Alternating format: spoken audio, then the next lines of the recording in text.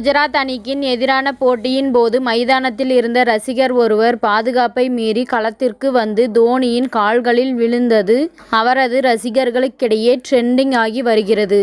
அகமதாபாத் மைதானத்தில் குஜராத் அணிக்கு எதிரான போட்டியில் சிஎஸ்கே அணி விளையாடியது. சிஎஸ்கே அணி எந்த மைதானத்தில் விளையாடினாலும் சிஎஸ்கே அணியின் ரசிகர்கள் மைதானத்தில் அதிக அளவு கூடிவிடுவார்கள்.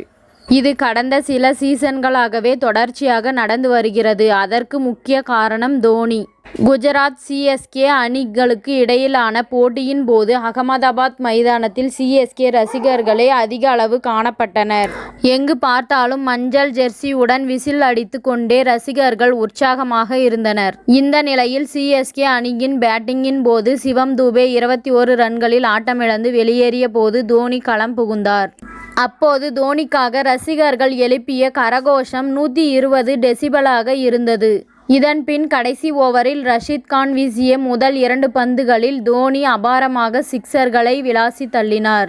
3வது பந்தில் தோனி கால்களில் பட்டு செல்ல குஜராத் அணியின் தரப்பில் DRS எடுக்கப்பட்டது. இதனால் சில நிமிடங்கள் வீரர்கள் கூடி நின்று பேசிக் கொண்டிருந்தனர். அதன் பின் DRSல் தோனி நாட் அவுட் என்று தீர்ப்பு வந்தபோது திடீரென தோனி களத்தில் இருந்து கொஞ்சம் தூரமாக ஓடத் தொடங்கினார். தோனி எதற்காக ஓடுகிறார் என்று புரியாமல் வர்ணனையாளர் குழம்ப கேமரா ரசிகர் ஒருவர் பாதுகாப்பை மீறி தோனியை நோக்கி ஓடி வந்தது தெரிய வந்தது. அப்படி ஓடி வந்த அந்த ரசிகர் தோனியின் கால்களில் விழுந்தார். இதனால் சில நிமிடங்கள் ஆட்டம் தடைபட்டது. அதன் பின் பாதுகாப்பு நிர்வாகிகள் அந்த ரசிகரை வெளியில் அழைத்து சென்றனர்.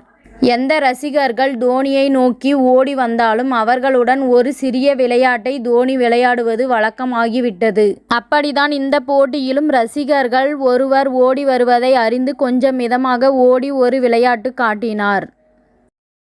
இத்துடன் இந்த செய்தி முடிவடைகின்றது. நன்றி, வணக்கம். மீண்டும் அடுத்த வீடியோவில் சந்திப்போம்.